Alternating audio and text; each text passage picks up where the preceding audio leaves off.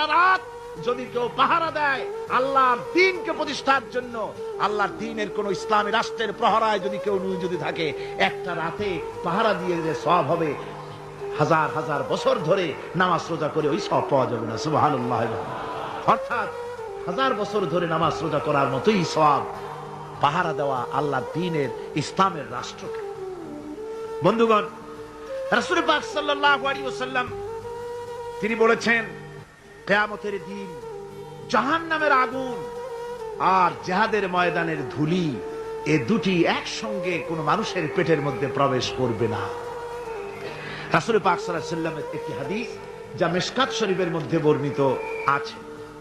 মিশকাত শরীফের সম্ভবত 336 পৃষ্ঠায় এই হাদিসটি বর্ণনা করা হয়েছে যে হযরত ইবনে আইস রাদিয়াল্লাহু তাআলা আনহু হচ্ছেন হাদিসের রাবী। তিনি বলছেন, একবার হুজুর সাল্লাল্লাহু আলাইহি ওয়াসাল্লাম এক ব্যক্তির জানাজায় গিয়ে উপস্থিত হলেন। হযরত ওমর রাদিয়াল্লাহু তাআলা আনহু তখন হুজুরকে বললেন, হে রাসূল, আপনি এই লোকটার জানাজা পড়বেন? এই লোক তো ইসলামের এই ক্ষতি করেছে, সেই ক্ষতি করেছে, অমুক করেছে, এই লোকটার আপনি জানাজা পড়বেন? হুজুর তখন উপস্থিত লোকদের জিজ্ঞেস করলেন, হাজিরিন, তোমরা কি কেউ এই লোকটাকে কোন ইসলামের ভালো কাজ করতে দেখেছো? একজন লোক দাঁড়িয়ে গেলেন, তিনি বললেন, হে আল্লাহর নবী, আমি সাক্ষী, আমি দেখেছি। একটা মুজাহিদ বাহিনী জিহাদ করে ফিরতে ছিল, তো এক জায়গায় তারা ডেরা গাড়লো, শিবির স্থাপন করলো, রাত কাটাবে বলে। আমি দেখেছি এই লোকটি সারা রাত সেই মুজাহিদদেরকে, সাহাবীদেরকে সারা রাত জেগে জেগে পাহারা দিয়েছে। আল্লাহর নবী জানাজার ইমামতি করলেন, আর এরপরে তাকে কবরের মধ্যে মাদফুন করে দিয়ে নবীজি তার কবরের পাশে দাঁড়িয়ে বললেন, ইন্না আসহাবাকা ইয়াদুন্নুনা আন্নাকা মিন আহলিন নার ওয়া আনা আশহাদু আন্নাকা মিন আহলিল জান্নাহ।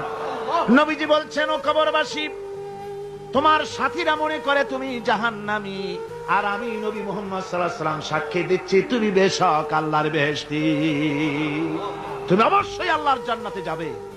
এরপর হযরত ওমরের দিকে ফিরে রাসূলুল্লাহ বললেন, ওমর, মানুষের শুধু বাহ্য দৃশ্যটাই দেখো না, তার অন্তরের জজবাটাকেও কদর করো।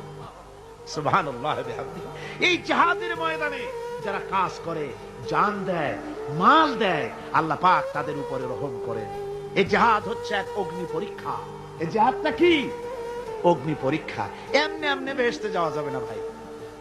আল্লাহ রাব্বুল আলামিন কোরআনে কারীমের মধ্যে বলেছেন, আহাসিবান নাসু আইয়ুতরাকু আইয়াকুলু আমান্না ওয়া হুম লা ইফতানুন। লোকেরা কি ভেবেছে নাকি যে ঈমান এনেছি এই কথাটা বললেই আমি বেহেশত দিয়ে দিব, মুমিন বলে সার্টিফাই করব?